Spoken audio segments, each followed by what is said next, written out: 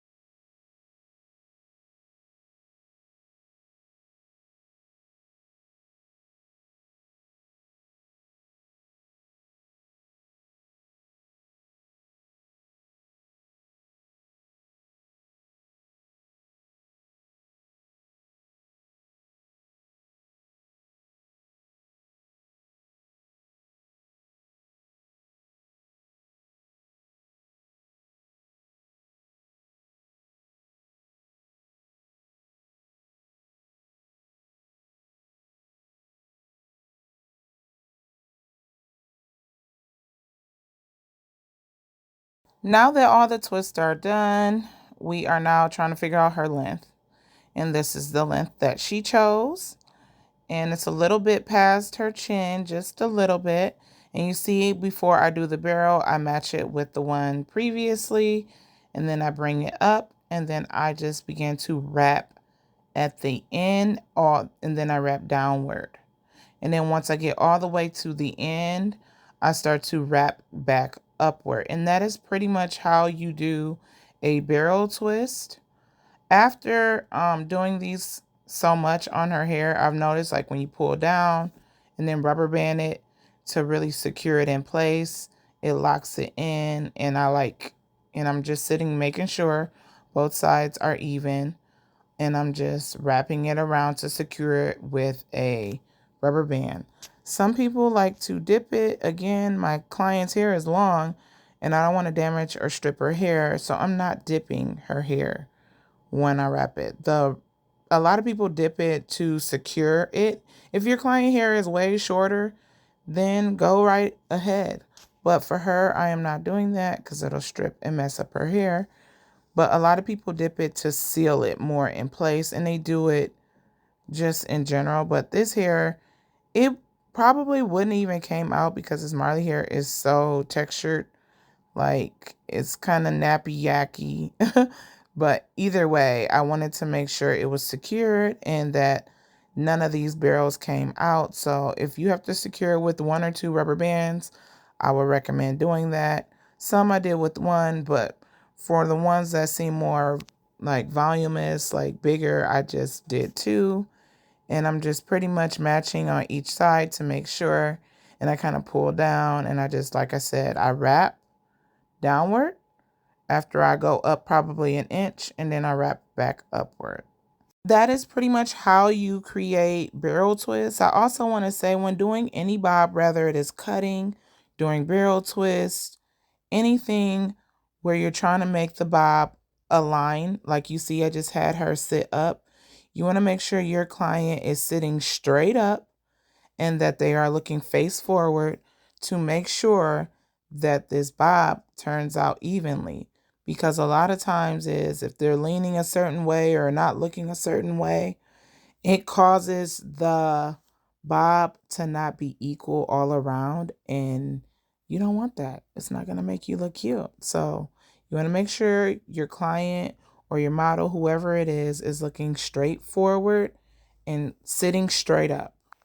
Now that I have successfully completed the barrels, you see I am now just pulling downward just to make sure they all fall at the same and secure them really in place. And just, looking to see what I need to do next. I'm going to trim off the curls, which you'll see, and I'm oiling her scalp.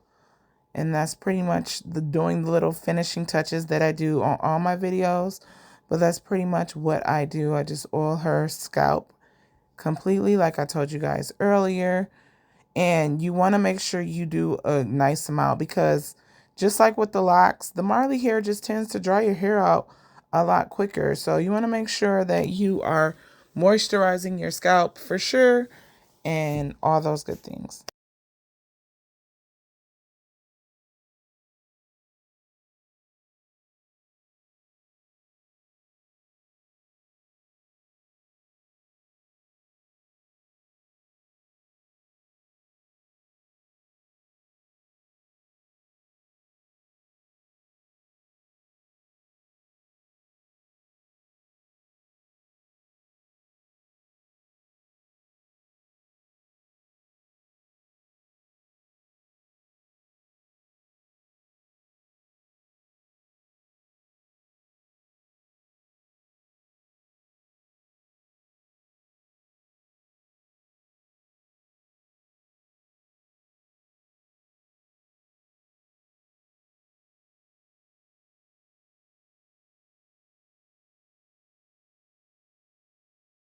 I do want to say that after I got done moussing her hair and everything like that, I did go over it with some Got To Be hairspray. Like I said, because her hair texture is a looser curl, I just want to make sure there's no flyaways, that it stays laying properly and things like that. And you see me going over it again with some oil sheen just to make sure, but I also off camera used the Got To Be. Here's the finished product. Turned out really cute. I love it. Super cute. Also, make sure you subscribe and like, comment, and share your thoughts. If you have any problems, let me know. But I think that this is a whole vibe. And if you want to see